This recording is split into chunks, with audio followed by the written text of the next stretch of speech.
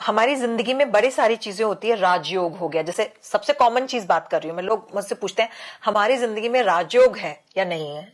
अगर है तो मैं बोलती हूँ, लेकिन जब राजयोग की हम बात करते हैं ना, राजा, तो राजा के साथ में ना बड़ी सारी रिस्पॉन्सिबिलिटीज भी आती हैं, प्रॉब्लम्स भी आती हैं, क्रिटिसिज्म भी आता है। राजा को युद्ध पे भी जाना होता है। राजा घर में नहीं बैठता है सिंहासन पे। जो सिंहासन पे बैठा है ना राजा, उसको कोई याद नहीं रख रहा आजकल। आजकल वो राजा याद किए जाते हैं जो लड़े हैं लोगों के लिए, ठीक है ना। तो अगर आप अपनी ग्रिड में चाहते हो राजयोग, कुछ लोगों की में होता है, बिल्ट होता है, और वो होते हैं इनबिल्ट राजा होते हैं, वो बॉर्न किंग्स होते हैं वो।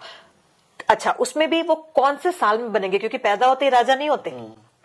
आप राजकुमार हो सकते हैं, या हो सकता है आप कुछ भी ना हो। ऐसे बहुत राजा बने हैं जो कुछ भी नहीं थे बट वो राजा बने।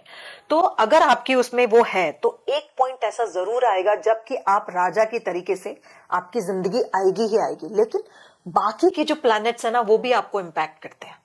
तो राजयोग का जो सबसे बड़ा एक मिथ है ना, वो क्लियर होना बहुत जरूरी है लोगों के दिमाग में।